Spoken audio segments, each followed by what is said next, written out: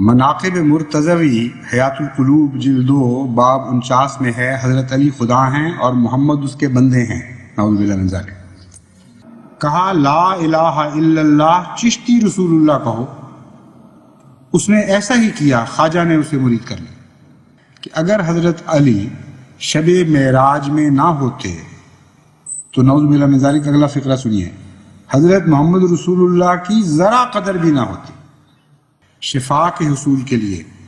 اور اسی طرح نعوذ باللہ من ذالک نعوذ باللہ من ذالک سورہ فاتحہ پیشاب سے بھی لکھنی جائز ہے۔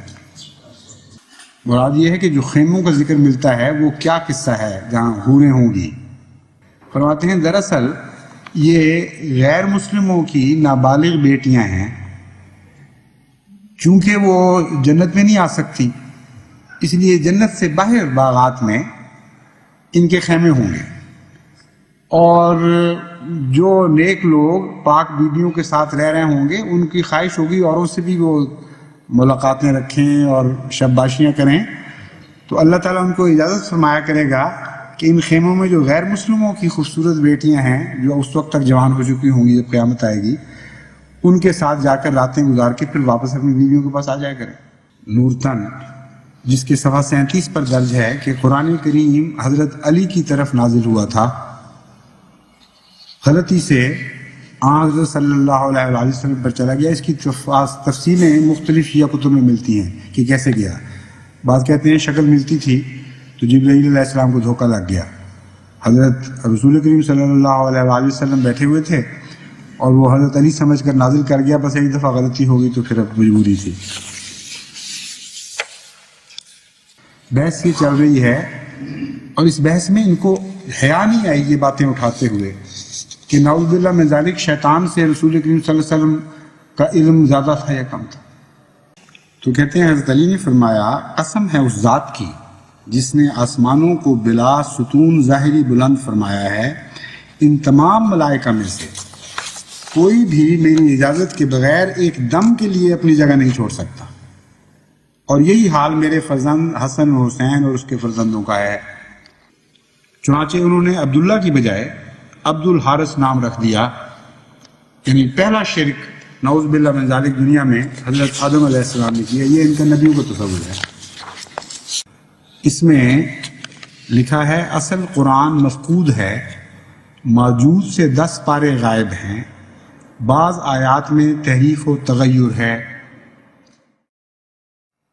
اور ہمارا دعویٰ یہ ہے کہ ہمارا اسلام وہ ہے جو حضرت محمد مصطفیٰ صلی اللہ علیہ وآلہ وسلم کا اسلام تھا، ہمارا خدا وہ ہے جو حضرت محمد مصطفیٰ صلی اللہ علیہ وسلم کا خدا تھا، ہمارا ملائکہ کا تصور وہی ہے جو حضرت صلی اللہ علیہ وآلہ وسلم کو عطا فرمایا گیا، ہمارا قرآن حقیقی معنوں میں وہی ہے جو حضرت محمد مصطفیٰ صلی اللہ علیہ وآلہ وسلم کے قلب صافی پہ نازل ہوا، ہمارا جنت اور جہنم کا تصور وہی تصور ہے جو قرآن کریم پیش کرتا ہے اور جو سنت سے ثابت ہے۔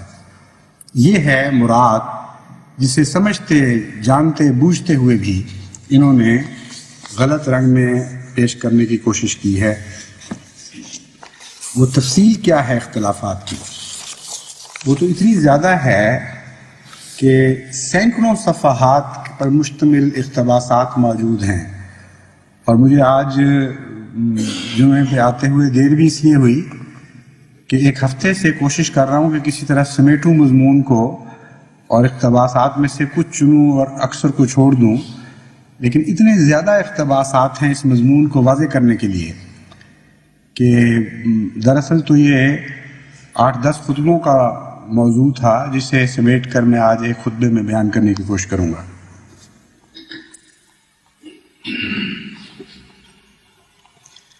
ایک متقی پرہیزگار سچائی کا پرستار اگر تحقیق کرنا چاہتا تو اس کو یہ چاہیے تھا کہ اللہ کے متعلق حضرت مسیح موعود علیہ السلام نے جو کچھ لکھا ہے وہ پیش کرتا، اور جو کچھ ان مخالفین کے علماء نے لکھا ہے جو جماعت احمدیہ کے آج اول دشمن ہیں ان کو بھی پیش کرتا، اور دنیا کو بتاتا کہ دیکھو ان کا اللہ اور ہے اور ہمارا اللہ اور ہے، اور پھر دنیا دیکھ لیتی اور سمجھ جاتی کہ کون سا اللہ حق ہے اور کون سا اللہ ایک خیالی ایک تصور کی بات ہے جس کا حقیقت سے کوئی تعلق نہیں۔ اسی طرح حضرت صلی اللہ علیہ وآلہ وسلم ملائکہ، کتب، دیگر انبیاء کے متعلق جو تحریرات حضرت اقدس مسیح موعود علیہ السلام کی ہیں وہ پیش کی جاتی اور بتایا جاتا کہ یہ ان کا تصور ہے اور یہ ہمارے علماء کا تصور ہے۔ چونکہ انہوں نے ایسا نہیں کیا، اب میں نمونتاً بتاتا ہوں، اور جیسا کہ میں نے بیان کیا ہے بے شمار حوالوں اقتباسات میں سے بہت چند، صرف گنتی کی چند میں آپ کے سامنے پیش کر سکوں گا۔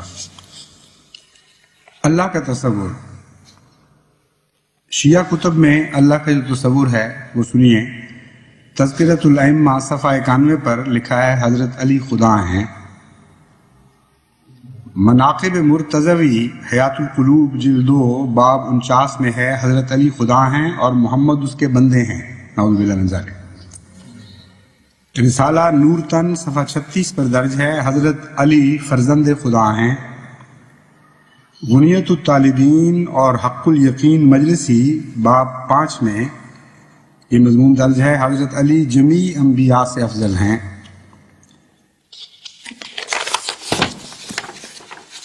اور جہاں تک بریلوی عقائد کا تعلق ہے، ان کے نزدیک خدا وہ خدا ہے جس کی صفات اور جس کی قدرتیں اس کے زندہ بندوں میں ہی تقسیم نہیں ہوئی، ان بندوں میں بھی تقسیم ہیں جو مردہ ہو چکے، جو وفات یافتہ کہلاتے ہیں۔ ان کے مزاروں میں بھی خدا کی طاقتیں موجود ہیں اور وہ اس بارے میں اللہ کے شریک ہیں۔ چنانچہ ان تصورات کی بنا پر آج پاکستان جیسے ملک میں لاکھوں قبریں آپ کو ایسی ملیں گی جہاں مختلف رنگ کی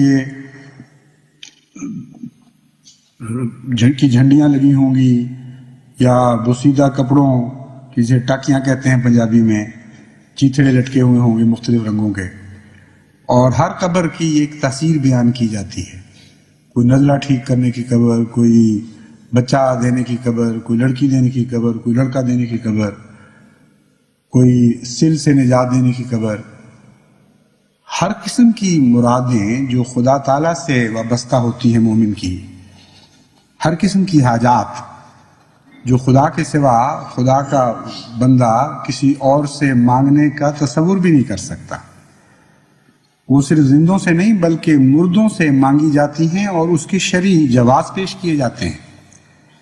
احکام الشریعت حصہ 2 155 میں مولوی احمد رضا خان صاحب بریلوی فرماتے ہیں، اولیاء کرام کا مزارات سے تصرف کرنا بے شک حق ہے کہ مزارات سے اپنی قبروں میں سے امور دنیا میں تصرفات کرنا اور کسی کو کچھ دینا اور کسی سے ہاتھ روک لینا، یہ سب برحق ہے۔ اور ایک آیت کریمہ سے جس میں یہ بیان فرمایا گیا کہ کفار اہل قبور سے مایوس ہو چکے ہیں، مطلب یہ ہے کہ دوبارہ زندہ ہونے سے، اس سے استنباط کر کے یہ لکھا گیا کہ وہ سارے کافر ہیں جو مردوں سے ان کی طاقتوں سے مایوس ہو چکے ہیں۔ چنانچہ قرآن کریم کی نص سرین کے نزدیک یہ بتاتی ہے کہ مردہ اپنے تصرفات میں خدا تعالیٰ کے شریک ہیں، اور جو اس بات سے مایوس ہو گیا، یہ لکھا گیا ہے، جو اس بات سے مایوس ہو وہ لازماً کافر ہے۔ چنانچہ مواعظ نعیمہ میں یہ بھی لکھا، ارشاد ہے ما لا ينفعک ولا یضرک، یعنی قرآن کریم میں جو یہ فرمایا گیا ہے کہ ان سے نہ مانگو جو تمہیں نفع نہ پہنچا سکتا ہو یا ضرر نہ پہنچا سکتا ہو، اس سے معلوم ہوا کہ بت نہ نفع دیں نہ نقصان، لہٰذا ان کو نہ پکارو، اور نبی ولی چونکہ نفع بھی دیتے ہیں اور نقصان بھی، لہٰذا ان کو پکارو۔ ایک یہ ہے خدا تعالیٰ کا تصور۔ اور اس کے برعکس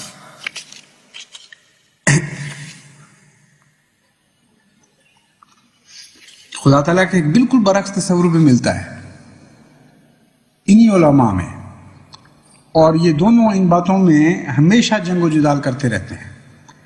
ایک طرف خدا تعالیٰ کے مقام میں عام فانی بندوں کو بلکہ مردہ بندوں کو شریک کیا جا رہا ہے، اور ایک طرف اللہ کو گناہگار بندوں کے ساتھ شامل کیا جا رہا ہے، اور یہ بتایا جا رہا ہے کہ گویا اللہ تعالیٰ میں بھی گناہ کی قدرت ہے، اور یہ بحثیں اٹھائی جا رہی ہیں۔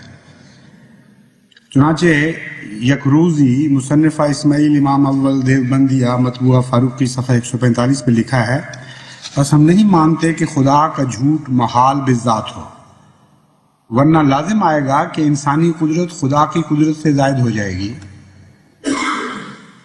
اور اس مسئلے پر بڑی لمبی لمبی بحثیں ہوئی ہیں، صرف جھوٹ نہیں بلکہ اس قدر آگے بڑھ گئے ہیں اس بحث میں کہ امکان کذب کے علاوہ حوالے بہت سے ہیں، یہ بھی مجھے چھوڑنے پڑیں گے۔ کہتے ہیں اب افعال قبیحہ کو قدرت قدیمہ حق تعالی شانہ سے کیوں کر خارج کر سکتے ہیں؟ افعال قبیحہ مقدور باری تعالی ہیں، اور افعال قبیحہ جو گنوائے گئے ہیں وہ تو بعض ایسے ہیں جو انسان بیان بھی نہیں کر سکتا پڑھ کے بھی، حالانکہ کسی اور کا کلام ہے، لیکن شرم آتی ہے اللہ جل شانہ کے متعلق اس قسم کے کلمے لکھنے۔ مثلا ان میں سے عام جو بعض میں لکھی گئی ہیں باتیں، شراب خوری، چوری، جہل، ظلم، یہ نمونے دیے گئے ہیں۔ تذکرۃ الخلیل مصنفہ عاشق علی میرٹھی مطبوعہ مشن پریس میرٹھ صفحہ 86، مضمون محمود الحسن صاحب مندرجہ اخبار نظام الملک 25 اگست 1899۔ یہ جو نہایت ہی غلیظ کلام، نہایت ہی گندا کلام اللہ کی شان میں ہے، دونوں ہی دراصل خدا تعالیٰ کی ذات کا تصور کلیتاً بگاڑنے والے ہیں۔ ایک بندوں کو اٹھا کے خدا سے ملا رہا ہے، اور ایک خدا کو گرا کے بندوں سے ملا رہا ہے۔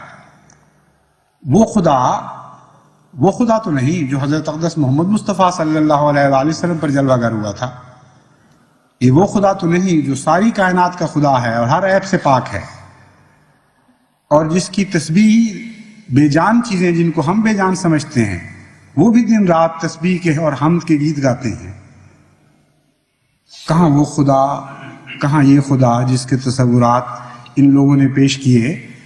تو ہم تو حضرت اقدس محمد مصطفیٰ صلی اللہ علیہ وآلہ وسلم کے خدا کے قائل ہیں، بس ببانگ دوہل یہ اعلان کرتے ہیں کہ اگر وہ خدا ہے تمہارا جو تم نے لکھا ہے تو خدا کی قسم تمہارا خدا اور ہے اور ہمارا خدا اور ہے۔ ایسے ایسے قصے بنائے ہیں پھر خدا تعالیٰ کی ذات کو اپنے بندوں کے سامنے مجبور کر دینے کے، اور خدا تعالیٰ کی صفات میں عام عاجز بندوں کو شریک کرنے کے، کہ عقل دنگ رہ جاتی ہے۔ حضرت سید عبد القادر صاحب جیلانی کے متعلق ایک لمبا قصہ ہے، گلدستہ کرامات صفحہ 22، 1277 1861 ہجری کا یہ چھپا ہوا ہے، 1861 عیسوی، مصنفہ عبد القادر غلام سرور صاحب۔ یہ بڑی مشہور کتاب ہے، بریلویوں کو بہت عزیز ہے یہ کتاب۔ اس میں ایک بڑھیا کا ذکر ہے کہ اس کا بیٹا جوان اکیلا تھا جو بارات میں دلہن لینے کے لیے جا رہا تھا، اور یا بارات لے کر آ رہا تھا واپس۔ دریا پار کرنے لگے، کشتی میں بیٹھے ہوئے تھے، طوفان آ گیا اور وہ بیڑا غرق ہو گیا۔ 12 سال تک وہ بڑھیا دریا کے کنارے بیٹھے رہی، اور وہ کہتے ہیں کہ پانی لینے کے بہانے جاتی تھی اور اپنے بیٹے کو روح کے آتی تھی۔ حضرت عبد القادر صاحب جیلانی کا وہاں سے گزر ہوا، اور آپ نے فرمایا کہ کیا بات ہے، کیا غم ہے؟ اس نے بتایا، انہوں نے کہا کوئی بات نہیں۔ چنانچہ انہوں نے توجہ کی، اور 12 سال کا ڈوبا ہوا بیڑا وہیں سے اسی طرح ابھر آیا، سارے لوگ زندہ سلامت ہنستے کھیلتے، دلہا دلہن اسی طرح خوشی خوشی باہر آ گئے۔ یہ ہے ان کا خدا کا تصور، اور کس طرح انسان خدائی میں شریک بلکہ اپنے زور اور اپنی قوت کے ساتھ 12 سال کے مرے ہوئوں کو دوبارہ زندہ کرنے پر کی مقدرت رکھتا ہے۔ ملائکہ کا تصور بھی ایسا بگڑا ہوا ہے کہ حیرت ہوتی ہے دنیا کے سامنے کس اسلام کو یہ پیش کریں گے. ایک تفسیر التفسیر ہے احسن التفاسیر. مولانا احمد حسین صاحب محدث دہلوی اس کے مؤلف ہیں، اور اس کے جلد 1 صفحہ 108 106 پر ملائکہ کا جو تصور درج ہے وہ بھی غور سے سنیے. اللہ تعالیٰ نے ملائکہ میں سے بڑے عابد 2 فرشتے جن کا نام ہاروت ماروت تھا چھانٹے. یعنی ملائکہ میں سے عام فرشتے نہیں، بہت چوٹی کے عابد زاہد فرشتے جو خدا کو پسند آئے کہ ہاں یہ بڑے اچھے بزرگ فرشتے ہیں، وہ چھانٹے. پھر انسان کی سب خواہشیں ان میں پیدا کر کے کوفے کی سرزمین پر جو ایک جگہ بابل ہے وہاں ان کو بھیجا، اور وہاں وہ ایک عورت زہرہ نامی پارسن کی الفت میں مبتلا ہو کر، پارسن کا اندازہ کیجیے کس طرح پتہ چلتا ہے ان کو. اس کو کہتے ہیں نا تفسیر. تفصیل سے سب علم ہے کہ کون کیا ذات تھی، کیا قوم تھی، اور کس طرح اس میں مبتلا ہوئے. فرشتے بیچارے مبتلا ہو کر اس کے کہنے سے شراب پی گئے، اور شراب میں زنا کے علاوہ شرک اور قتل نفس کا گناہ بھی ان سے سرزد ہوا، اور ان گناہوں کی سزا میں قیامت تک ان پر طرح طرح کا عذاب نازل ہوتا رہے گا. یہ ہیں ان کے فرشتے.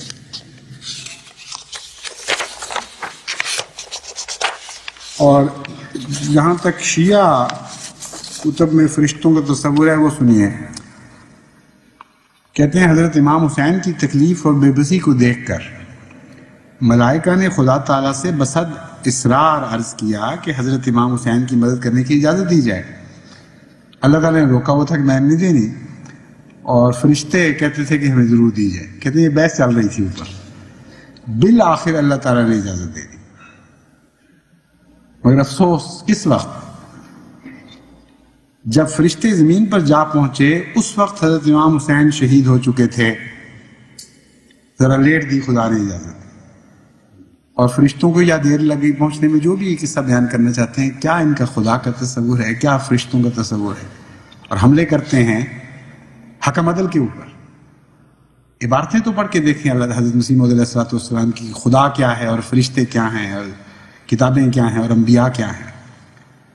ان کا تصور تو پاسنگ کو بھی نہیں پہنچ سکتا ان تصورات کے جو قرآن اور سنت سے اخذ کر کے حضرت مسیح موعود علیہ السلام نے اپنی پاک زبان میں ہمارے سامنے پیش فرمایا. جلاء العیون باب پنجم فصل 15 صفحہ 498 540 سے یہ حوالہ لیا گیا تھا جو شیعہ فرشتہ تصور کے متعلق ہے. اسی طرح ان کے لکھتے ہیں کہ ایک فرشتہ نے حضرت علی رضی اللہ تعالیٰ عنہ سے کہا السلام علیکہ یا وصی رسول اللہ و خلیفتہ، اور پھر اجازت مانگی کہ میں خضر سے ملاقات کر رہا ہوں اگر اجازت ہو تو کہتے ہیں کہ حضرت علی نے اجازت دے دی. اس پر حضرت سلمان فارسی پاس کھڑے تھے، انہوں نے کہا کہ کیا فرشتے بھی آپ کی اجازت کے بغیر مل نہیں سکتے کسی سے؟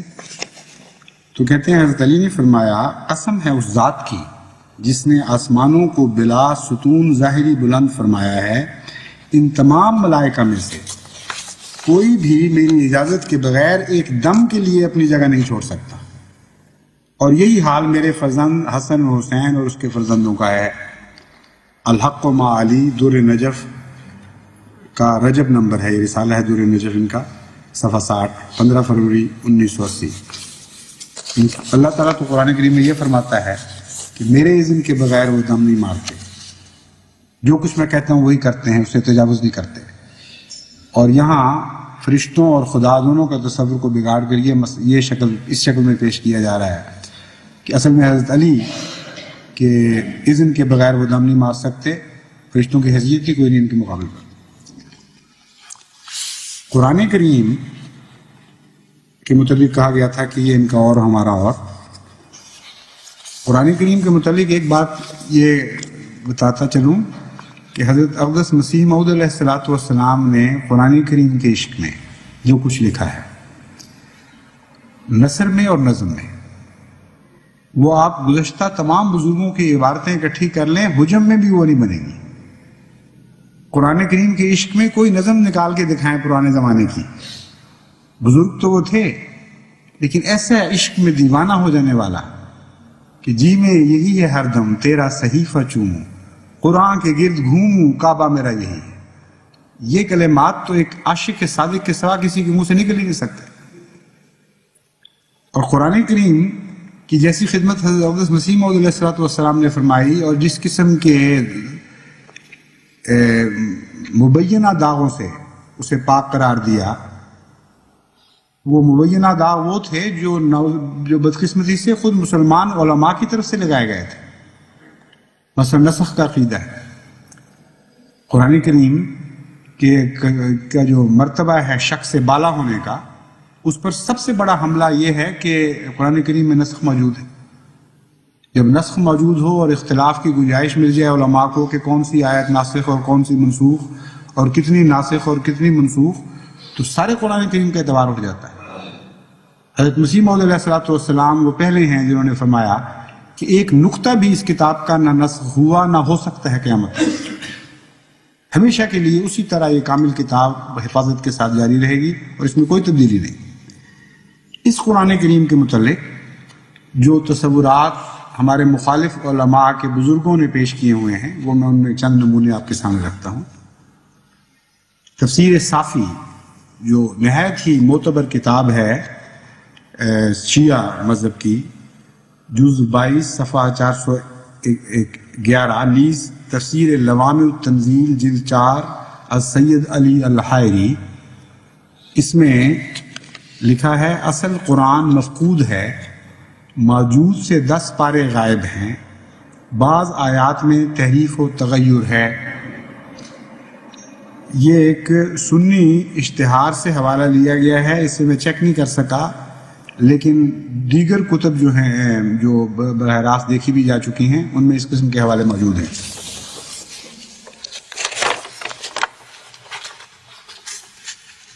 اسی طرح لکھا ہے علامہ علی الحائری نے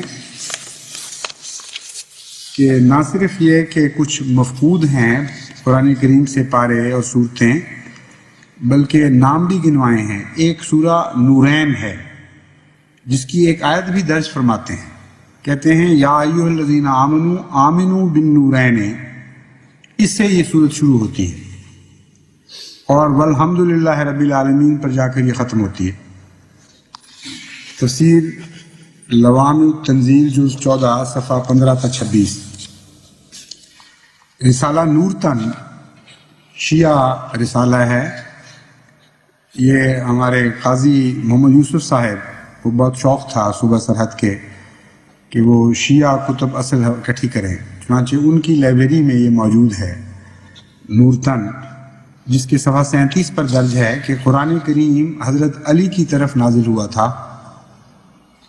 غلطی سے حضرت صلی اللہ علیہ وآلہ وسلم پر چلا گیا. اس کی تفصیلیں مختلف شیعہ کتب میں ملتی ہیں کہ کیسے گیا. بعض کہتے ہیں شکل ملتی تھی تو جبرائیل علیہ السلام کو دھوکہ لگ گیا. حضرت رسول کریم صلی اللہ علیہ وآلہ وسلم بیٹھے ہوئے تھے اور وہ حضرت علی سمجھ کر نازل کر گیا، بس ایک دفعہ غلطی ہو گئی تو پھر اب مجبوری تھی. اور قرآن کریم کی تفسیر پر جو ظلم کیے گئے ہیں، تفسیر کے ذریعے قرآن کریم پر جو مظالم توڑے گئے ہیں، وہ اتنے زیادہ ہیں کہ ان کا شمار ممکن نہیں. حضرت اقدس مسیح موعود علیہ السلام تشریف نہ لاتے تو اس قرآن کا تصور ہی نہیں باقی رہنے دینا تھا جو حضرت محمد مصطفیٰ صلی اللہ علیہ وسلم پر نازل ہوا تھا، جو نور ہی نور ہے. نور سے اندھیرے نکالنے کا جو کمال ان کو حاصل ہے، یہ بھی حد درجے کا کمال ہے. یہ ایسی کامل کتاب جس کے متعلق خدا فرماتا ہے لا ریب فیہ، اس کتاب سے انہوں نے ریب اور منون نکالے اور بہت بہت ایسے ایسے اندھیروں کی باتیں تلاش کر کے اپنی دانست میں لے کے آئے ہیں کہ عقل دنگ رہ جاتی ہے. دنیا کا تصور جو قرآن سے یہ نکالتے ہیں نعوذ باللہ من ذالک، اگر یہی تصور دنیا کے سامنے پیش کیا جائے تو قرآن اور اسلام کے رسول اور قرآن اور اسلام کے خدا کو رد کرنے کے لیے یہی ایک عذر دنیا کے لیے کافی ہوگا. چنانچہ ایک عالم دین جو یہ دعویٰ رکھتے ہیں کہ میں بھی محقق ہوں،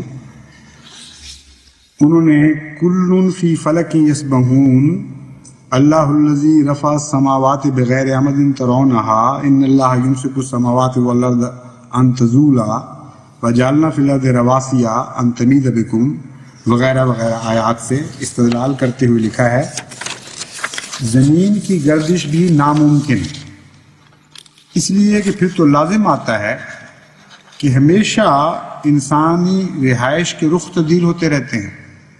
اگر میرا مکان صبح جانب مغرب ہے تو شام جانب مشرق اور دوپہر کو کسی اور جانب، حالانکہ ہرگز ایسا نہیں ہوتا۔ اب یہ دلیل اور قرآن سے استنباط کہتے ہیں غرضی کے بہت جگہ باری تعالیٰ نے گردش زمین و آسمان کی تردید فرما کر موجودہ سائنسدانوں کی تردید فرمائی۔ سکون زمین و آسمان پر عقلی دلائل بھی بے شمار ہیں، مگر فرمان خداوندی کے ہوتے ہوئے ان کی ضرورت ہی نہیں، یعنی اپنی بے عقلی کو نعوذ باللہ من ذالک سارا خدا کی طرف منسوب کر دیا، چھٹی کر لی۔ پھر فرماتے ہیں میری تحقیق بھی یہی ہے، یعنی اللہ کی بھی یہی تحقیق ہے، کہتے ہیں میری تحقیق بھی یہی ہے کہ سوائے مقناطیس کے کسی چیز میں قوت کشش نہیں ہے۔ ایک نیوٹن کا دور تھا، ایک آئنسٹائن کا دور ہے، ایک یہ فتاوی نعیمیہ کے مصنف کا دور آیا ہے۔ کہتے ہیں کہ تحقیق یہ ہے کہ کشش ہے ہی نہیں کسی چیز میں۔ وَإِنَّ مِنْهُمَا لَمَا يَهْبِطُ مِنْ خَشْيَةِ اللَّهِ سے دلیل پکڑتے ہوئے اس آیت سے فرماتے ہیں اللہ کے خوف سے پتھر گرتے ہیں۔ معلوم ہوا کہ پتھر وغیرہ ہر چیز خود گرتی ہے، نہ کہ زمین کی کشش سے، کیونکہ اس دلالت النص میں خلائق کائنات میں یابتوں کا فائل پتھر کو قرار دیا، جبکہ سائنسدان کشش کو قرار دیتے ہیں۔ اور بھی بہت آیات و حدیث ہیں۔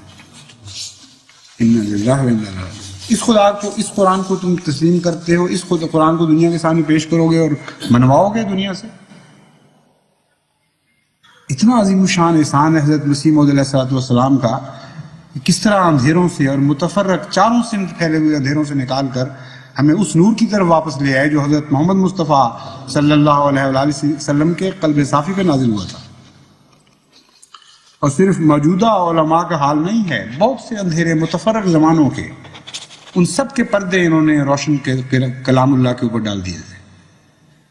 ان سب پردوں کو چاک کیا حضرت مسیح موعود علیہ السلام نے، اس نور کو بحال کیا اپنی اصل شکل میں، جو تمام دنیا پہ غالب آنے کی مقدرت رکھتا ہے، مگر ان پردوں نے ظلم کیا ہوا ہے اس نور کے اوپر۔ ابن جریر مشہور مصنف ہیں، بڑے بزرگ انسان تھے، لیکن اپنے زمانے کی تاریکیوں سے پوری طرح متاثر ہوئے بغیر نہیں رہ سکے۔ چنانچہ انہوں نے لکھا ہے اپنی تفسیر میں، قاف، سورہ قاف کی تفسیر میں فرماتے ہیں اس زمین کے پرے ایک سمندر پیدا کیا ہے جو اس زمین کو گھیرے ہوئے ہے، اور اس کے پرے ایک پہاڑ ہے جسے قاف کہتے ہیں، اور سمائے دنیا اس پر قائم ہے۔ یعنی زمین کے چاروں طرف ایک سمندر ہے، سمندر سے پرے ایک پہاڑ ہے، وہ جو پہاڑ ہے اس کو قاف کہتے ہیں، اور اس قاف کے اوپر سمائے دنیا قائم ہے۔ پھر اس پہاڑ کے پیچھے اس زمین جیسی اور زمین ایک پیدا کی ہے، اور دوسرا آسمان اس پر قائم ہے۔ اس طرح 7 زمینیں اور 7 سمندر اور 7 پہاڑ ہیں، اور یہ خدا تعالیٰ کا قول ہے۔ تفسیر روح المعانی جز 26 صفحہ 171۔ یہ علامہ ابن جریر کی نہیں، علامہ علوسی کی تفسیر ہے، وہ ابن جریر کے حوالے سے یہ بات بیان کر رہا ہے۔ یعنی کتاب جو ہے وہ علامہ علوسی کی ہے، لیکن تفسیر کا حوالہ وہ ابن جریر کا دیتے ہیں۔ اور جہاں تک مودودی صاحب کا تعلق ہے، ان کی تفسیریں بھی بڑی دلچسپ ہیں۔ اس کا ایک نمونہ میں آپ کے سامنے رکھتا ہوں۔ پہلے تو یہ کہتے ہیں کہ قرآن مجید کی صورتوں میں اس قدر وسیع مضامین بیان ہوئے ہیں کہ ان کے لیے مضمون کے لحاظ سے جامع عنوانات تجویز نہیں کیے جا سکتے۔ اب یہ سوچنے والی بات ہے، بظاہر ایک چھوٹی سی بات کہہ دی ہے، لیکن وہ عنوانات کیا ہیں جو خدا نے تجویز فرمائے ہیں؟ کسی صورت کا نام بقرہ رکھا، کسی صورت کا نام یوسف رکھا، کسی کا نام محمد رکھا، کسی کا بے شمار نام ہیں، المدثر وغیرہ، جتنے نام قرآن کی صورتوں کے ہیں وہ کیا حیثیت رکھتے ہیں مولانا مودودی کے نزدیک؟ اگر مضامین اتنے ہیں وسیع پھیلے ہوئے کہ کوئی جامع نام نہیں رکھا جا سکتا کسی صورت کا، تو قرآن کریم میں خدا تعالیٰ نے خود جو نام رکھے ہیں وہ سارے کے سارے غیر جامع ہیں اور غیر فصیح ہیں۔ اس قدر جاہلانہ بات ہے اور ایسا ظالمانہ حملہ ہے قرآن کریم کی فصاحت و بلاغت پر کہ حیرت ہوتی ہے، سمجھ نہیں سکتے مضمون کو، اصل میں عنوان کا تعلق مضمون سے خود دیکھ نہیں سکتے، اور اپنی کوتاہ بینی کو قرآن کریم اور خدا تعالیٰ کی طرف منسوب کر دیتے ہیں۔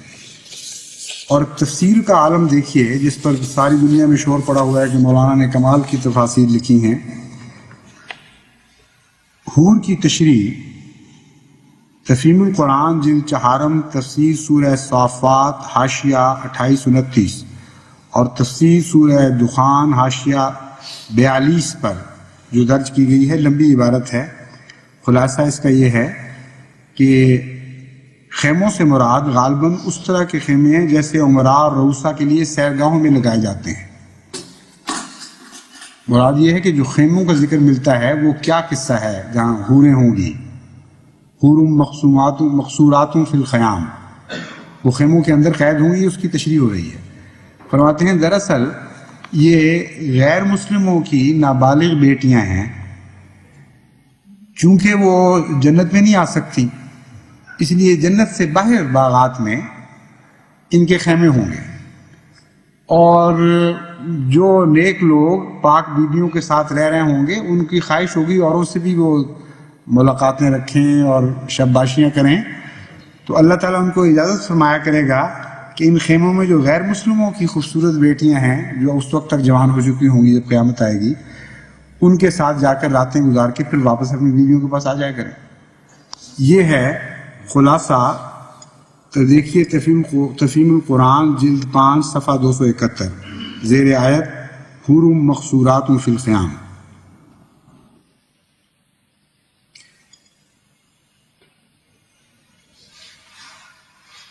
کہتے ہیں ایک نعمت کے طور پر جوان اور حسین و جمیل عورتوں کی شکل دے کر ان غیر مسلموں کی بیٹیوں کو جنتیوں کو عطا کر دے گا تاکہ وہ ان کی صحبت سے لطف اندوز ہوں، لیکن بہرحال یہ حق نہ، یہ جن و پری کی قسم کی مخلوق نہ ہوں گی، کیونکہ انسان کبھی صحبت نیا جن سے مانوس نہیں ہو سکتا۔ یعنی یہ بھی بیان کیا کہ حوریں جو ہیں، یہ کہنا کہ وہ کوئی روحانی مخلوق ہیں بالکل غلط ہے۔ ان کا یہ جسمانی تصور ہے جنت کا، جس کی دلیل کے طور پر انہوں نے سارا قصہ گڑھا ہے۔ کہتے ہیں بالکل گوشت پوست کے جس طرح ہم یہاں ہیں ویسے ہی وہاں ہوں گے، اور چونکہ ایک انسان اپنی حاجات ضروریہ جنوں اور پریوں قسم کی مخلوقات سے پوری کر نہیں سکتا، اس لیے لازماً گوشت پوست کی حوریں ہونی چاہیے۔ اور وہ کہاں سے آئیں گی؟ مسلمان عورتیں تو جنت میں خود ہوں گی، وہ تو ان کی بیویوں کے طور پر یا دوسرے رشتہ داروں کے طور پر ہوں گی۔ تو کیسی اچھی ترکیب نکالی انہوں نے کہ ہاں ایک رستہ ہے کہ غیر مسلموں کی لڑکیوں کو جو نابالغ مر گئی ہوں ان کو حوریں بنا کر وہاں پہنچا دیا جائے۔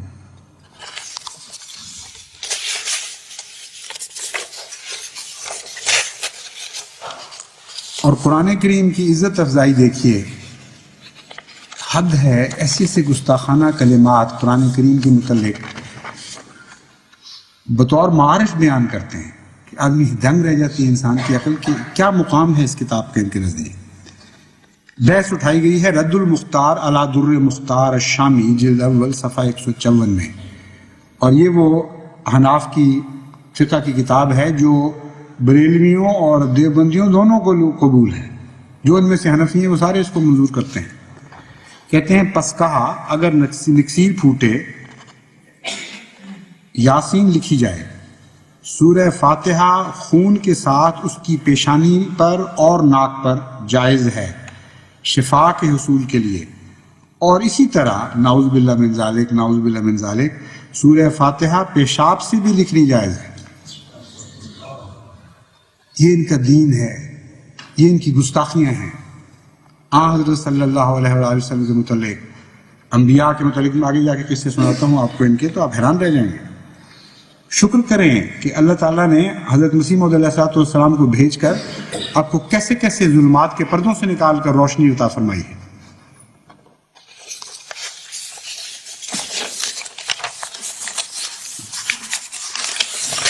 بے شمار حوالے ہیں، تو میں نے جیسا کہ بیان کیا تو حق ادا ہی نہیں ہو سکتا ایک خطبے میں، بلکہ کئی مہینے لگیں اگر ان کی ساری باتیں کھول کر بیان کی جائیں۔ عصمت انبیاء کا مضمون دیکھ لیجیے۔ جماعت احمدیہ کا جو عقیدہ ہے انبیاء کے متعلق، حضرت مسیح موعود علیہ السلام کی کتب میں متعدد جگہ بڑی کثرت کے ساتھ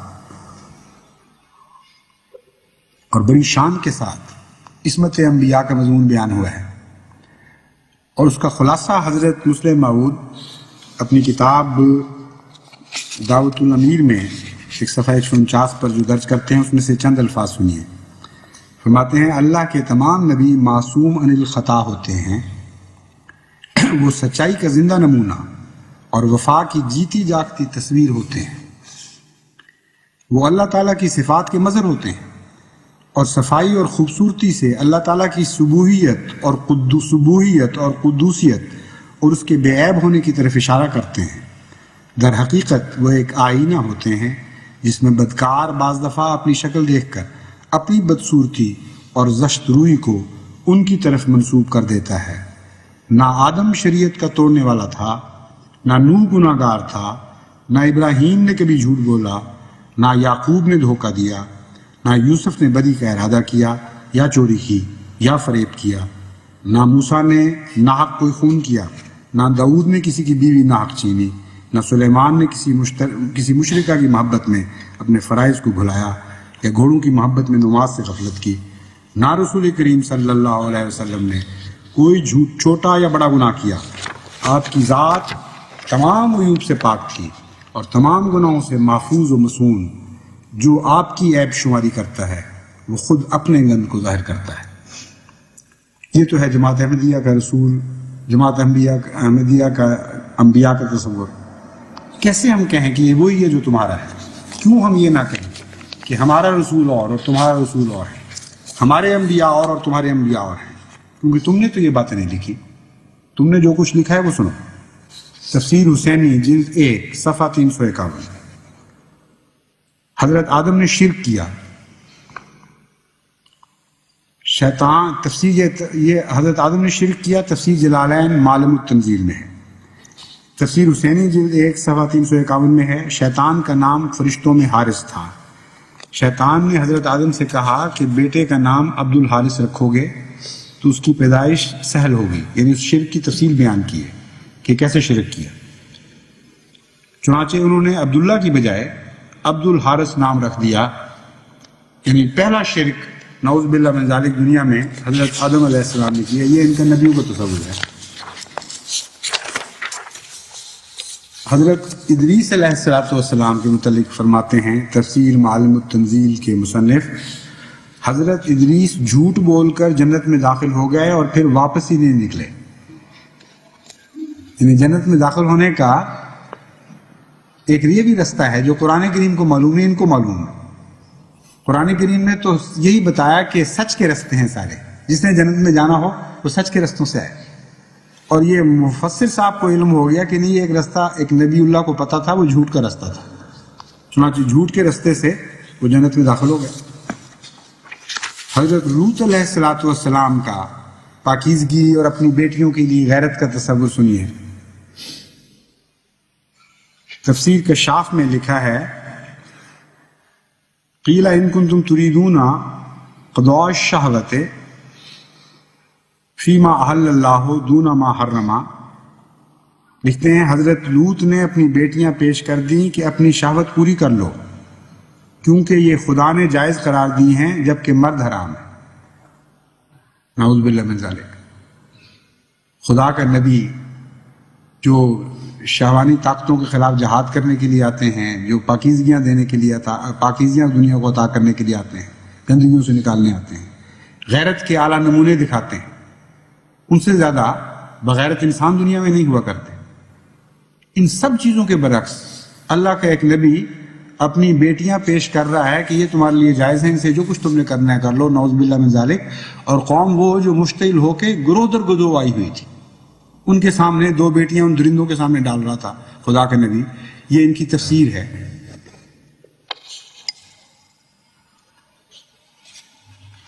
اور تفسیر جلالین نے اس پر یہ اضافہ کر دیا ہے کہ انہوں نے یہ کہا تھا کہ شادی کر کے شہوت ان سے پوری کر لو. یعنی 2 آدمیوں 4 آدمیوں کو تو 2 بیٹیاں مل گئیں، یعنی 2 آدمیوں کو 2 بیٹیاں مل گئیں، یا 3 تھی جو 3 کو مل گئیں. سوال یہ کہ ساری قوم کو یہ جواب کیسے ہو گیا؟ اور کیا ان کو عورتیں نظر ہی نہیں آتی تھیں؟ ذکر یہ ہو رہا ہے قرآن کریم میں کہ ان کے ذہن گندے تھے، ان کی جو ذہنوں کی بناوٹ تھی وہ نہایت ہی ٹیڑھی ہو چکی تھی، غلیظ عادتیں ان کو پڑ چکی تھی. ہم جنس سے وہ اپنے لذتیں پوری کرنے کے عادی ہو چکے تھے. اس لیے وہ حملہ کر کے حضرت لوط کے پاس آئے کہ تم یہ کیا تعلیمیں ہمیں دے رہے ہو پاکیزگی کی. تو علاج جو نعوذ باللہ من ذالک حضرت لوط نے سوچا وہ یہ تھا کہ ساری قوم کی بیٹیوں کو رد کر کے پہنچ رہے ہیں اور اپنی 2 بیٹیاں پیش کر رہے ہیں کہ یہ لے لو اور وہ گندے کام چھوڑ دو. جہالت کی بھی حد ہے، ایک تو نبی اللہ پہ الزام اور پھر جہالت کا بھی ساتھ الزام. حضرت داؤد علیہ السلام خدا کے پاک نبی، عظیم الشان نبی ہیں. ان کی زبور پڑھ کے دیکھیں کیسے کیسے خدا کی محبت اور قدوسیت کے گیت گانے والے نبی ہیں یہ. اور قرآن کریم نے بڑے پیار اور محبت سے زبور کا ذکر فرمایا ہے. ان کے متعلق تفسیر جلالین، تفسیر خازن، تفسیر جامع البیان میں حل اتاک نبأ الخصم میں اس تصور المحراب کے تحت لکھا ہے حضرت داؤد محراب میں زبور پڑھ رہے تھے، یعنی خدا کے حمد کے گیت گا رہے تھے کہ ایک سونے کی کبوتری آپ کے پاس آ کے گری. اب سونے کی کبوتری کس طرح چھوڑ سکتے تھے وہ سو؟ آپ اس کو پکڑنے لگے، وہ مڈیر پر چڑھ گئی، زبور ایک طرف رکھ دیے، خدا کے حمد کے گیت سب بھول جاتے ہیں. سونا نظر آ گیا نعوذ باللہ من ذالک اور اس کے پیچھے بھاگ گئے. حالانکہ اللہ تعالیٰ نے اتنی دولتیں عطا فرمائی تھی، اتنے سونے، اتنے جواہر، کہ داؤد اور سلیمان کو جتنی دولتیں عطا کی گئی ہیں اس سے بڑھ کر کوئی ذکر کسی نبی کو دولت دینے کا نہیں ملتا. مگر حالت یہ تھی نعوذ باللہ من ذالک حرص کی بھی کہ کبوتری کے پیچھے دوڑے، وہ مڈیر پر جا بیٹھی، آپ مڈیر پر چڑھے تو باغ میں ایک عورت کو نہاتے دیکھا. اب وہ کبوتری بھول گئی اور اس عورت پر فرشتہ ہو گئے. پھر اس کے خاوند کو محاذ جنگ میں بھجوا کر قتل کروا دیا اور خود اس سے شادی کر لی، اور اس سے قبل آپ کی 99 بیویاں تھیں. یہ ہیں ان کی تفسیریں اور یہ ہے ان کا انبیاء کا تصور نعوذ باللہ من ذالک. آج دنیا کے ایک ذلیل بادشاہ کے متعلق بھی اگر ایسی بات کہی جائے تو وہ مرنے مارنے پر تل جائے، حکومت میں شور پڑ جائے کہ اگر وہ سچ ہو تو اس بات کے اوپر انقلاب آ سکتے ہیں. ایک بادشاہ کے متعلق ثابت ہو جائے کہ اس نے ازرہ ظلم و ستم ایک اپنے جرنیل کو مروا دیا اس لیے کہ اس کی بیوی پر قبضہ کر لے، کوئی معمولی جرم تو نہیں. ایک ادنا دہریہ کے لیے بھی ایک بہت بڑا جرم ہے. مگر کہتے ہیں کہ خدا کے نبی، اور ان میں نبیوں میں بھی سی وہ ذی شان نبی جس کا بڑے پیار اور محبت سے قرآن کریم میں ذکر ملتا ہے، اس نے ایسا کیا. ہر جگہ جس چیز کی تعریف کی گئی ہے وہاں اسی چیز میں ان لوگوں نے خدا کا خوف نہیں کھایا یا اپنی لا علمی میں حد سے بڑھ گئے. وہی جرم ثابت کیا ہے جہاں سے خدا پاک کرتا ہے. چنانچہ جتنی آیات ہیں جن کی تفسیر کرتے ہوئے انہوں نے انبیاء پر جرم ثابت کیے ہیں، یہ تمام وہ آیات ہیں جہاں سے عائد کردہ الزامات کی نفی ثابت ہوتی ہے، نہ کہ وہ جرم ثابت ہوتا. لیکن جس نبی کو جس چیز کے شہزادے کے طور پر پیش کرتا ہے اللہ تعالیٰ، جس صفت کے شہزادے کے طور پر، اسی صفت کی نفی یہ مفسرین کر دیتے ہیں اور اس کی بجائے ایک نہایت مکروہ گندہ داغ لگا دیتے ہیں. اب حضرت یوسف علیہ السلام احسن القصص فرماتا ہے اللہ تعالیٰ کہ ان کا ذکر سب قصوں میں سے سب سے زیادہ حسین قصہ ہے.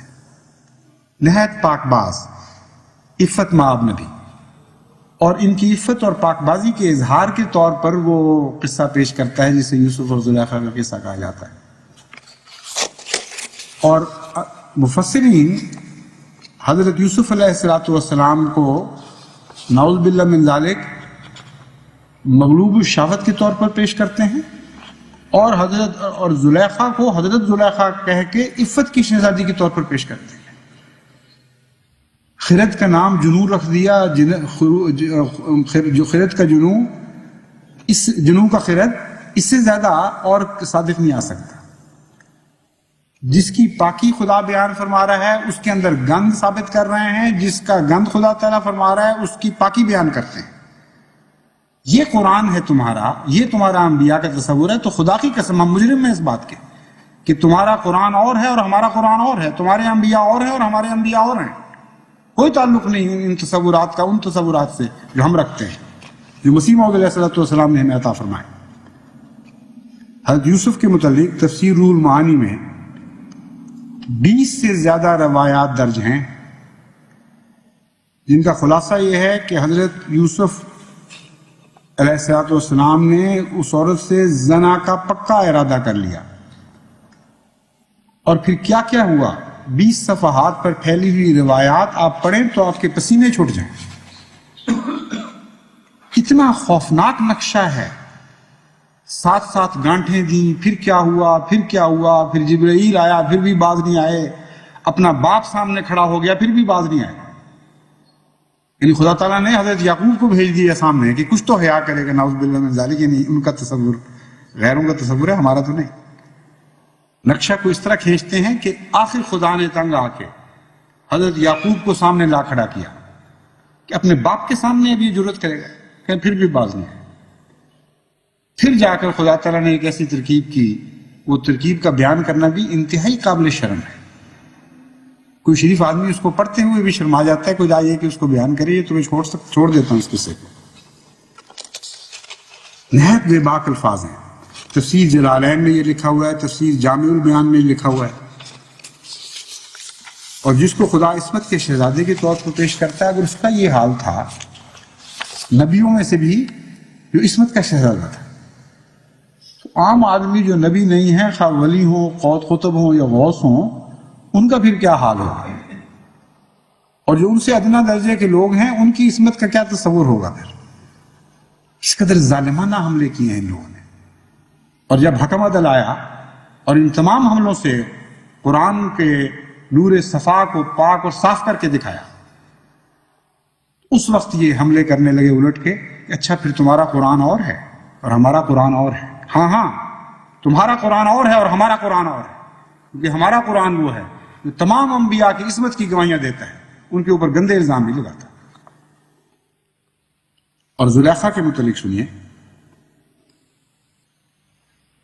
अल-अताया अहमदिया फिल फतावा नईमिया सफ़ा 358 ता 361 पर एक नहायत ही अजीब व गरीब किस्सा दर्ज करते हैं, और उसके लंबा है, उसमें से मैं चंद एक इक़्तिबास पर के सुनाता हूं। फरमाते हैं, इंसाफ और हकीकत, ईमान और दयानत की निगाह से अगर देखा जाए तो ये कहना पड़ता है कि हजरत जुलेखा की पाक दामनी की मिसल आज हमारे मुआशरे में मफकूद है। इन्ना लिल्लाह। मुआशरे का क्या हाल होगा पर अंदाजा कर लें।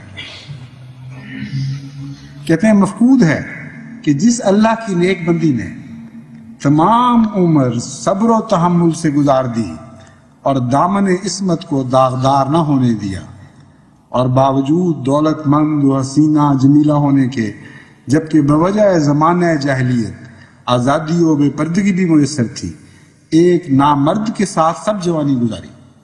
ये भी अपनी तरफ से किस्सा बना लिया कि अजीज मिस्र गोया के नामर्द थे। कैसी कैसी जुलानियां दिखा रहे हैं इनके दिमाग। एक शादीशुदा औरत को हुसूल नफसानियत और बदचलनी की वो तमाम सहूलतें हासिल होती हैं जो बेनिकाही घरेलू पाबंद लड़की को मुयस्सर नहीं हो सकती, और जितना बेनिकाही घर की मस्तूरा औरत को बदनामी का खतरा होता है उतना शादीशुदा को नहीं होता। ऐसी आजाद फिजा की परवरिश याफ्ता औरत का अपनी चादर इस्मत को तार तार ना होने देना वलायत कामिला और फजल रब्बानी नहीं तो और क्या है। जुलेखा का जिक्र कुरान में पढ़ लें اور پھر یہ عبارت کو پڑھے آپ، حیرت ہوتی ہے دماغ کس قسم کے ہیں. یہ تو تجزیہ ہونا چاہیے باقاعدہ. ہو سکتا ہے کہ اس زمانے کے سائنسدان پھر یہ غور کریں کہ بناوٹیں کیا تھیں دماغوں کی. یہی نہیں، آگے سنیے قصہ تو حد ہی کر دی ہے آگے جا کے. مگر آفرین ہے اے نبی کی پاک دامن بیوی زلیخا. حضرت یوسف سے شادی بھی کرا دی. پھر کہتے ہیں آفرین ہے اے نبی کی پاک دامن بیوی زلیخا تیری اس عظمت و ہمت پر کہ جب حجلہ عروسی میں تقرب یوسفی کا حصول ہوتا ہے تو زیور عصمت کے ساتھ ساتھ سرمایہ ازارت و بکارت سے بھی مزین ہے.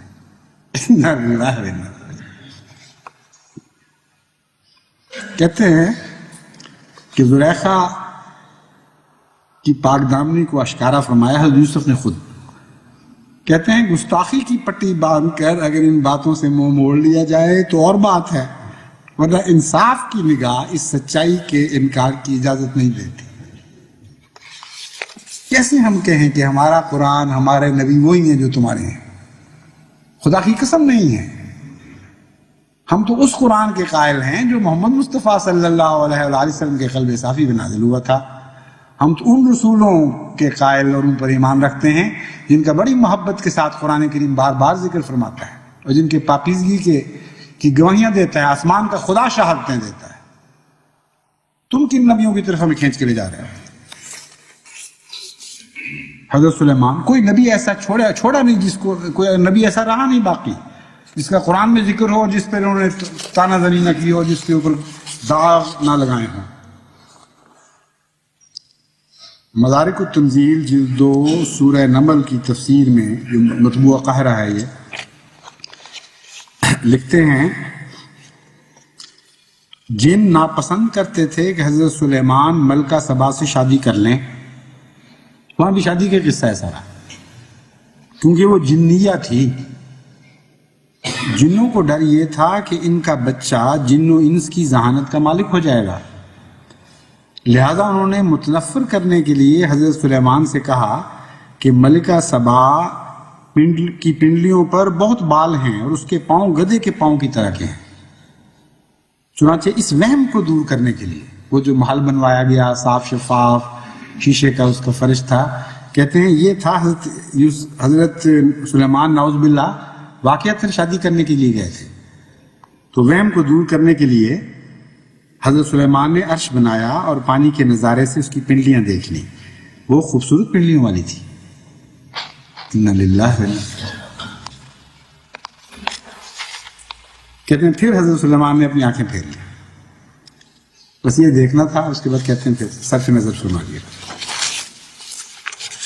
حضرت مسیح موعود علیہ السلام اس کا ذکر کرتے ہوئے فرماتے ہیں اس مقام میں قرآن شریف میں یہ آیت ہے قال انہ سرح ممرد من قواریر، یعنی اس نبی نے کہا کہ اے بلقیس تو کیوں دھوکہ کھاتی ہے؟ یہ تو شیش محل کے شیشے ہیں جو اوپر کی سطح پر بطور فرش کے لگائے گئے ہیں، اور پانی جو زور سے بہہ رہا ہے وہ تو ان شیشوں کے نیچے ہے، نہ کہ یہ خود پانی ہے. تب وہ سمجھ گئی کہ میری مذہبی غلطی پر مجھے ہوشیار کیا گیا ہے اور میں نے فی الحقیقت جہالت کی راہ اختیار کی تھی جو سورج کی پوجا کرتی تھی. ہاں ٹھیک ہے، ہم اس قرآن کے اور اس قسم کے انبیاء کے قائل ہیں جن کا تصور اسی قرآن کریم سے جو محمد مصطفیٰ صلی اللہ علیہ وآلہ وسلم پر نازل ہوا تھا، اسی قرآن کریم سے بے بہا موتیوں کی طرح حضرت مسیح موعود علیہ السلام نے غوطہ خوری کے بعد نکالا اور ہمارے سامنے پیش کیا. اس قرآن کو چھوڑ کر ہم اور کس قرآن کے پیچھے جائیں گے؟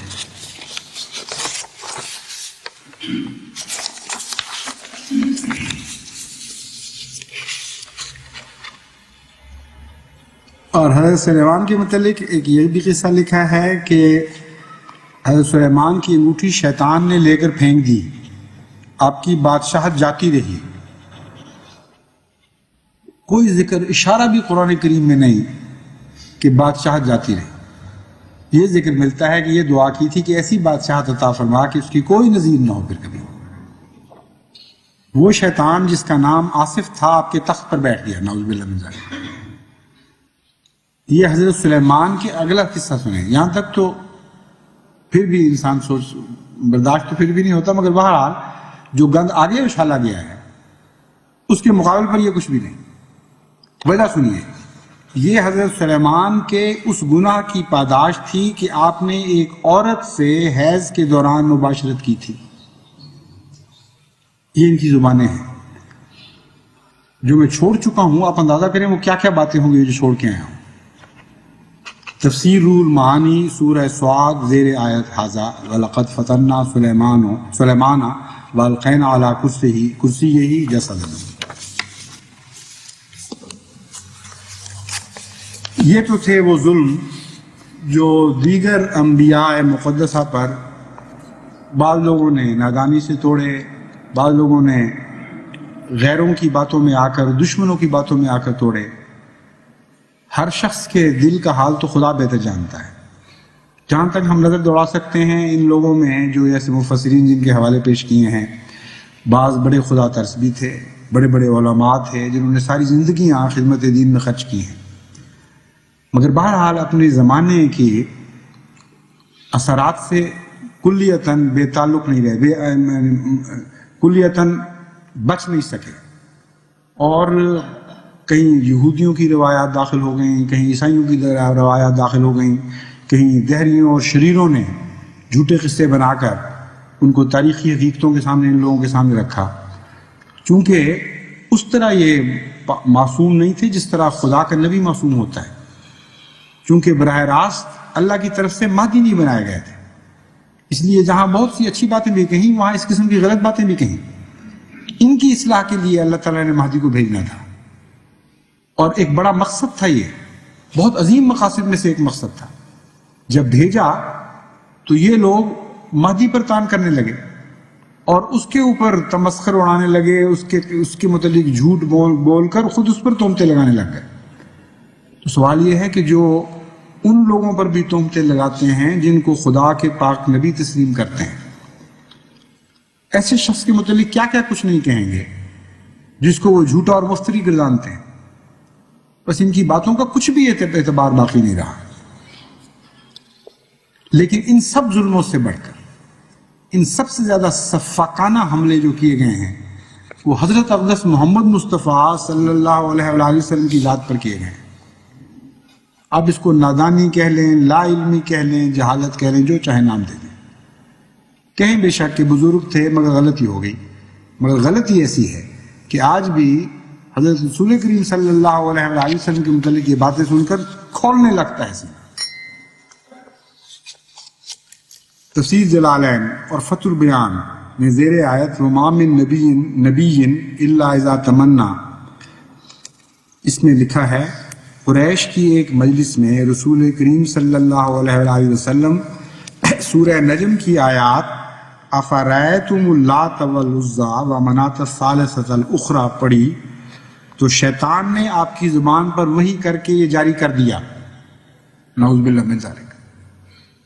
حضرت اقدس محمد مصطفیٰ صلی اللہ علیہ وآلہ وسلم پر شیطانی وحی، سوچئے ذرا تصور کریں آپ۔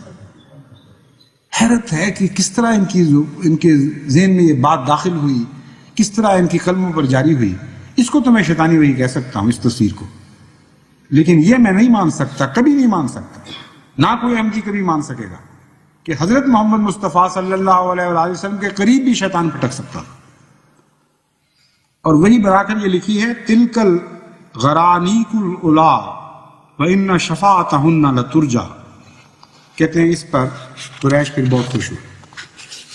یہ روایات ہیں جن کو لے کر پھر دشمنان اسلام نے حضرت صلی اللہ علیہ وآلہ وسلم پر نہایت گندے حملے کیے ہیں، اور جب کھود کر دیکھتے ہیں تو ہر جگہ کوئی نہ کوئی سادہ دماغ یا کوئی کم علم مسلمان عالم نظر آتا ہے، اس کو کچھ سوچتا ہی نہیں، اتنی سادگی کی بھی تو حد ہونی چاہیے کہ میں کیا لکھ رہا ہوں۔ اور ایسے سے حملے، نعوذ باللہ من ذالک، ناپاک حملے حضرت محمد مصطفیٰ صلی اللہ علیہ وسلم پر کیے گئے ہیں کہ آدمی حیران ہو جاتا ہے۔ تفسیر روح المعانی، تفسیر خازن اور جلالین میں حضرت زینب کے متعلق جو خامہ فرسائی کی گئی ہے وسلم کے تعلق میں، حضرت یا یوں کہنا چاہیے کہ رسول کریم صلی اللہ علیہ وسلم کے اوپر جو ناپاک حملہ کیا گیا وہ سنیے۔ کسی کام کے لیے زید بن حارث کے گھر گئے تو ہوا سے دروازے کا پردہ ذرا اڑا تو حضرت زینب پر نظر پڑی، نعوذ باللہ من ذالک، ان کی خوبصورتی پر فریفتہ ہو گئے۔ اور پھر آگے وہ قصہ ہے، آپ پڑھ سکتے ہیں یہ واقعہ، جان کٹنے لگتی ہے جب انسان یہ لفظ پڑھتا ہے کہ تمام عصمتوں کے شہزادوں سے بڑھ کر وہ عصمت کا شہزادہ جس سے زیادہ پاکیزگی کسی نبی کو نصیب نہیں ہوئی تھی، ایسا مزکی جو نبیوں کو پاک کرنے والا مزکی تھا، اس کے متعلق یہ فرما رہے ہیں، اور دل نہیں ڈولتا ان کا، ان کی جان نہیں گھٹتی یہ لکھتے ہوئے کہ حضرت صلی اللہ علیہ وسلم ذرا سا پردہ ہلا اور ایک خفیف سی نظر پڑی اور نعوذ باللہ من ذالک عاشق ہو گئے۔ اور جس طرح یہ مزے لے لے کر یہ ان قصوں کو بیان کیا گیا ہے تفاسیر میں، یہ سارے حوالے اس کے موجود ہیں، میرے پاس یہ تو پڑھ بھی نہیں سکتا انسان۔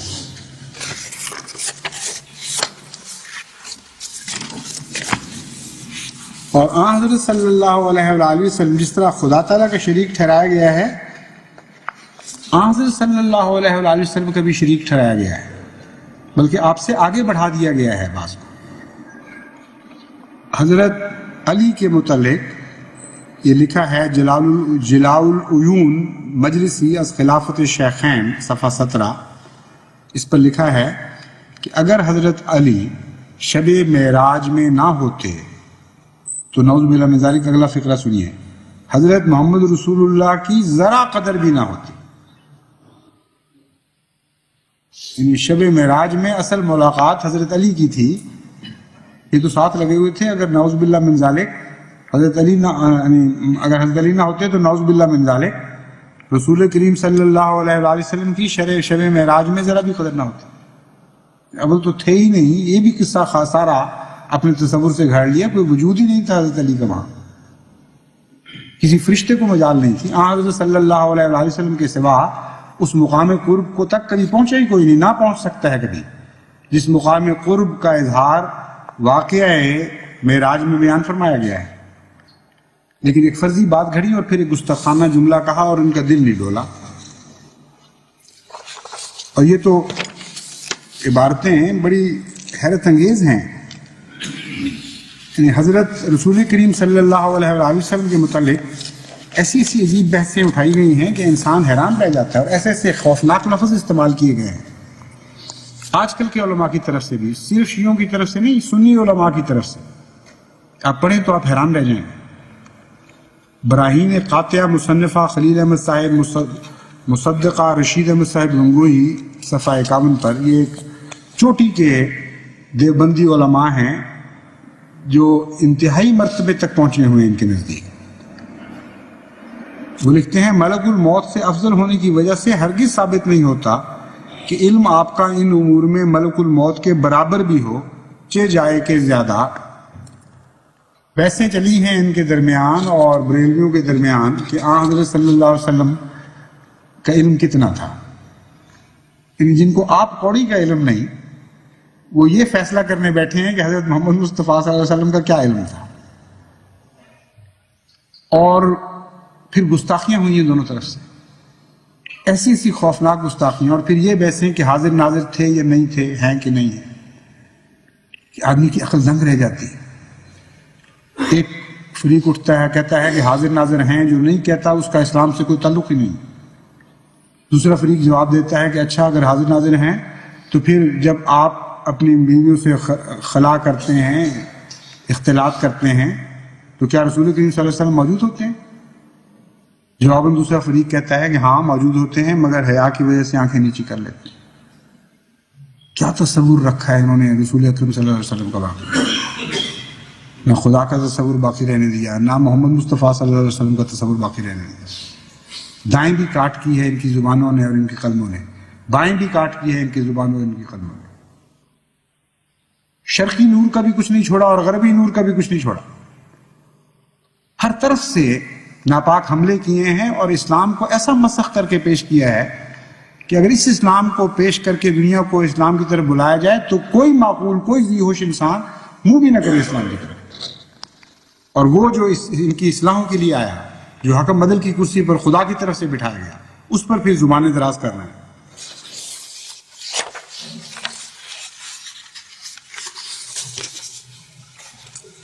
اور ایک عبارت ہے مصنف خلیل احمد صاحبینی کی، صدر مدرس دیوبندیہ سہارنپور، امام چہارم دیوبندی مذہب، مصدقہ رشید احمد صاحب گنگوہی. اس میں تو لکھتے ہیں کہ غور کرنا چاہیے کہ شیطان ملکوت الموت کا حال دیکھ کر علم محیط زمین کا فخر عالم کو خلاف نصوص قطعیہ کے بلا دلیل محض قیاس فاسدہ سے ثابت کرنا شرک نہیں تو کون سا ایمان کا حصہ ہے. یہاں تک بحثیں کر لی گئیں. یہاں تو عبارت ذرا گاڑی ہے، زیادہ سمجھ سے بہت سے لوگوں کو سمجھ نہ آئے. بحث یہ چل رہی ہے اور اس بحث میں ان کو حیا نہیں آئی یہ باتیں اٹھاتے ہوئے کہ نعوذ باللہ من ذالک شیطان سے رسول کریم صلی اللہ علیہ وسلم کا علم زیادہ تھا یا کم تھا. جس کو ادنا سے بھی محبت ہو، کسی سے ادنا سے بھی احترام ہو، وہ اس قسم کا ناپاک موازنہ کرتا ہی نہیں. یہ بحث کیوں نہیں اٹھائی کہ ہماری ماں فاحش عورت تھی کہ نہیں تھی؟ اس لیے نہیں اٹھاتے کہ ماں سے سچی محبت رکھتے ہیں. اس لیے کوئی بے حیائی کی بات اپنی ماں کے خلاف نہیں سن سکتے. اور حضرت اقدس محمد مصطفیٰ صلی اللہ علیہ وسلم سے کا موازنہ شیطان سے کرتے ہوئے کوئی حیا نہیں ان کو آتی. جرت کیسی ہوئی یہ بات کہنے کی کہ شیطان کا علم زیادہ تھا یا حضرت محمد مصطفیٰ صلی اللہ علیہ وسلم کا علم زیادہ تھا؟ ایک ثابت کر رہا ہے بڑے فخر اور جوش کے ساتھ کہ رسول اللہ صلی اللہ علیہ وسلم کا علم شیطان سے زیادہ تھا، اور ایک جوابی حملے کر رہا ہے کہ نہیں، نعوذ باللہ من ذالک، شیطان کا علم حضور اکرم صلی اللہ علیہ وسلم سے زیادہ تھا. یہ ہے ان کے عشق و محبت کا کے تذکرے، یہ ہے ان کا تصور حضرت صلی اللہ علیہ وسلم کا.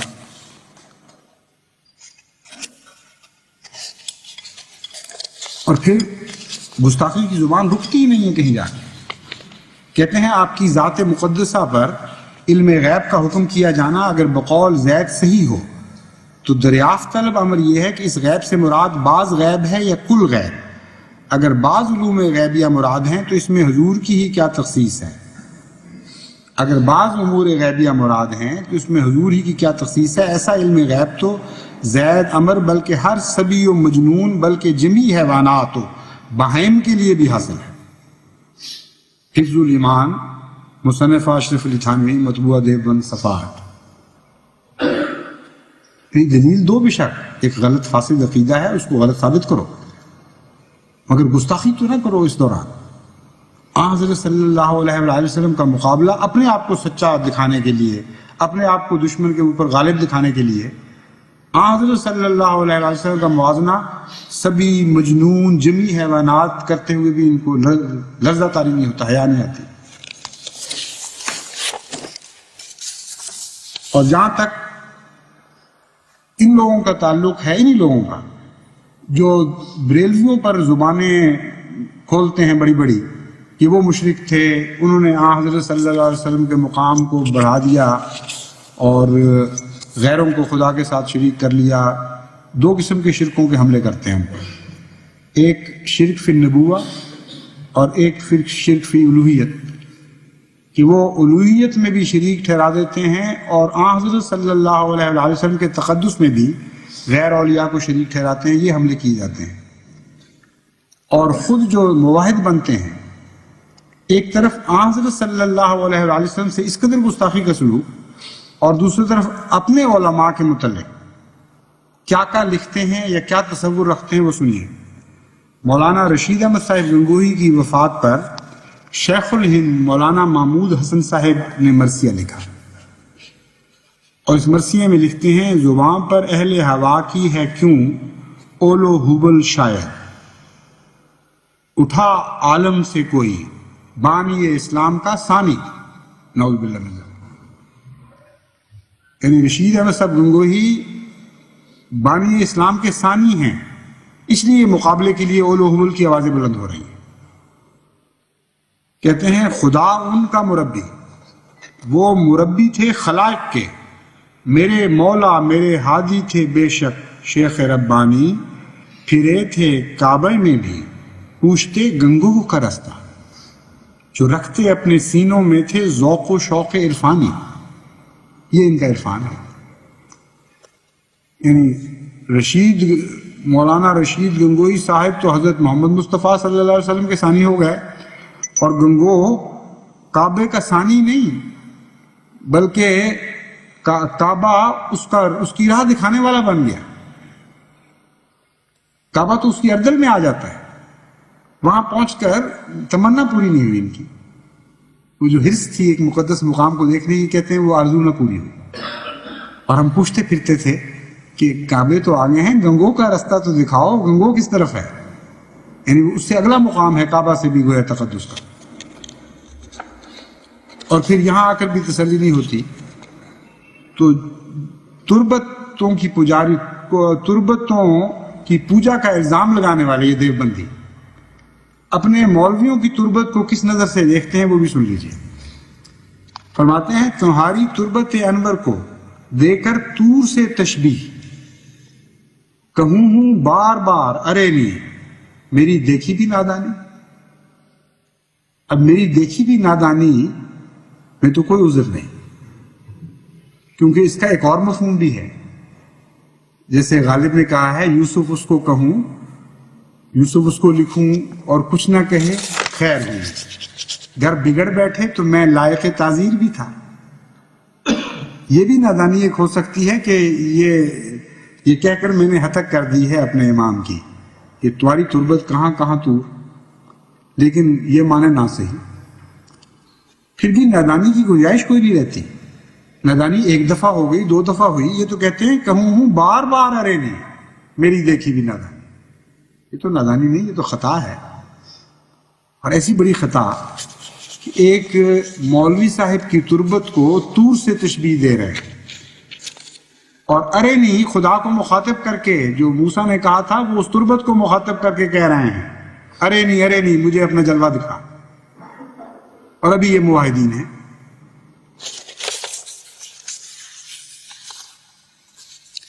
اور صرف یہی نہیں، آگے جا کے ان کا مقام کیا ہے. تذکرہ حسن بحوالہ ماہنامہ تجلی دیوبند و ماہنامہ نوری کرن بریلی فروری 1963 میں لکھا ہے آج نماز جمعہ پر یہ خبر جاں سن کر دل حزین پر بے حد چوٹ لگی کہ رحمت للعالمین دنیا سے سفر آخرت فرما گئے. اب کوئی گنجائش باقی رکھی ہے انہوں نے؟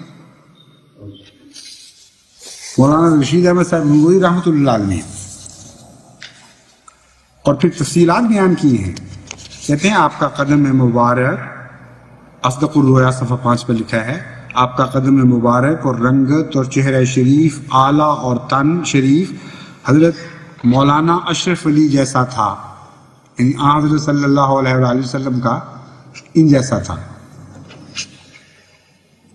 یہ ہے خواب. ہم اس پر حملہ نہیں کرتے خواب پر، کیونکہ خواب پر حملہ کرنے کی تو کوئی اجازت نہیں، مگر اس لیے میں یہ بیان کر رہا ہوں کہ جب کوئی احمدی خواب دیکھتا ہے تو اس پر یہ حملہ کرتے ہیں، کہتے ہیں گستاخی ہو گئی یہاں حضرت صلی اللہ علیہ وسلم کی. تو جن کا یہ عقیدہ ہو کہ خواب میں بھی کسی اور کی مشابہت دینا رسول کریم صلی اللہ علیہ وسلم کو گستاخی ہے، تو لازماً ثابت ہوا کہ یہ گستاخی کی زبان کھول رہے ہیں. ہمارا تو یہ عقیدہ نہیں ہے. خواب کا تو مناظر ہی اور ہوتے ہیں، اس کی تو تعبیریں کی جاتی ہیں، اس لیے کبھی کسی صورت میں انسان دیکھ لے، کبھی کسی صورت میں دیکھ لے. یہ بہرحال ضرور ہے کہ شیطان کو اجازت نہیں کہ حضرت صلی اللہ علیہ وآلہ وسلم کا تمثل اختیار کر سکے. لیکن یہ عقیدہ رکھنے والے جو کہتے ہیں خواب میں بھی اگر کسی اور کی شکل میں دیکھو تو گستاخی ہوگی، وہ یہ بیان کرتے ہیں. اور پھر بار بار ذکر ہے، ایک جگہ نہیں، صفحہ 5 پر بھی ذکر ہے، پھر صفحہ 25 پر حضور یعنی خواب نہیں، خواب کی تعبیر بھی گویا بیان ہو رہی ہے. حضور صلی اللہ علیہ وسلم ہمارے مولانا تھانوی کی شکل میں، پھر کہتے ہیں شکل ایسی ہی ہے جیسے ہمارے مولانا تھانوی کی. رسول اللہ صلی اللہ علیہ وسلم کو تھانوی صاحب سے ملا رہے ہیں، یہ نہیں کہ تھانوی صاحب کو رسول اللہ صلی اللہ علیہ وسلم سے ملا رہے ہیں.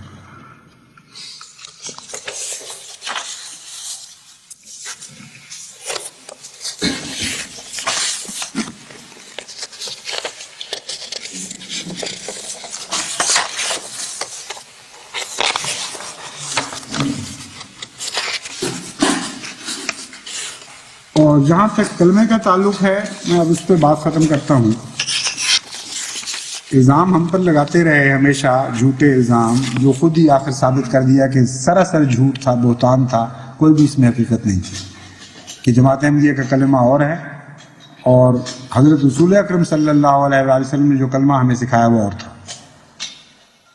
اور اپنا یہ حال ہے کہ شیعوں نے بھی کلمہ تبدیل کر رکھا ہے اور سنیوں نے بھی کلمہ تبدیل کر رکھا ہے، اور یہ باتیں مختلف ان کی کتب اور رسائل میں ملتی ہیں، اور جانتے ہیں یہ علماء سب کچھ، اور اس کے باوجود خاموش ہیں، کوئی آواز نہیں اٹھاتے. جہاں نہیں تبدیل وہاں آواز اٹھا رہے ہیں، جہاں تبدیل ہے وہاں کوئی آواز نہیں اٹھاتے، کوئی غیرت کی ان کے اوپر جوں بھی نہیں ملتی. خواجہ معین الدین چشتی قدس سرہ کے متعلق حسنات العارفین صفحہ 34 پر لکھا ہے، ایک شخص نے خواجہ سے کہا، یہ خواب نہیں ہے، واقعہ لکھا ہے، ایک شخص نے خواجہ سے کہا میں چاہتا ہوں کہ مرید ہو جاؤں. کہا لا الہ الا اللہ چشتی رسول اللہ کہو. اس نے ایسا ہی کیا، خواجہ نے اسے مرید کر لیا. اب یہ حضرت خواجہ معین الدین کی بھی بڑی سخت گستاخی اور ہتک ہے، ان کے اوپر بھی بڑا ظالمانہ الزام ہے. یہ ہو ہی نہیں سکتا کہ حضرت خواجہ معین الدین سب چشتی جیسے بزرگ اہل اللہ اور اپنے وقت کے مجدد وہ ایسی بات کہیں. لیکن جو انبیاء کو نہیں چھوڑتے بد زبانیوں سے اور جھوٹے افسانے گھڑ کر تہمتیں گھڑنے سے، انہوں نے اپنے پیروں اور فقیروں کو کیسے چھوڑنا ہے؟ یہ وہ قوم ہے جن سے ہمیں واسطہ پڑا ہوا ہے. عجیب حال ہے ہمارا بھی. اللہ معاف فرمائے ہمارے گناہوں کو. یہ تھوڑی سی ذات کا حق تو نہیں بنتا کہ ان علماء سے واسطہ پڑا ہو کسی قوم کو، اور دن رات ان سے وہ مجاہدے میں مصروف ہوں اور ان کی جہالتوں کے پردوں کو چاک کر کے دنیا کو روشنی کی طرف بلانے کی کوشش کر رہے ہیں. میں تو سمجھتا ہوں، مجھے یعنی میرا ایمان ہے کہ اتنا بڑا مجاہدہ ہے جماعت احمدیہ کا کہ اس مجاہدے کے نتیجے میں سینکڑوں سال کے مجاہدے جو عام انسانوں کے انفرادی ہوتے ہیں ان کا بھی وہ مقام نہیں ہو سکتا. بڑی عظمت کا مقام ہے، اور قرآن کریم اسی لیے اس کو واضح فرماتا ہے کہ تمہارا غیروں سے کیسے مقابلہ میں کروں گا. تم تو وہ لوگ ہو جب قدم اٹھاتے ہو تو ان لوگوں کی غیظ کی نظریں تم پر پڑتی ہیں. یہ ضرورتوں کی طرف لے جانے والے لوگ ہیں، تم نور کی طرف بلانے والے لوگ، تم سے کیسا مقابلہ؟ بس دکھ تو بہت ہیں، مگر خدا کا شکر بھی بہت کرنے کا مقام ہے. کیسا عظیم الشان مہدی تھا وہ، جس نے ان سارے ظلمتوں کے پردے چاک کر کے ہمیں نور کی طرف بلایا، اور اس نور کو دوبارہ روشن کر کے سورج اور چاند سے بڑھ کر روشن کر کے دکھا دیا، جو حضرت اقدس محمد مصطفیٰ صلی اللہ علیہ وآلہ وسلم اور کلام الہی کا نور تھا. اللہم صلی علی محمد وعلی آل محمد وعلی عبدک المسیح الموعود انک حمید مجید. گزرے ہوئے 100 سال کی تاریخ گواہ ہے، سائے کی طرح سایہ فگن ہم پہ خدا ہے. گزرے ہوئے 100 سال کی تاریخ گواہ ہے، سائے کی طرح سایہ فگن ہم پہ خدا ہے.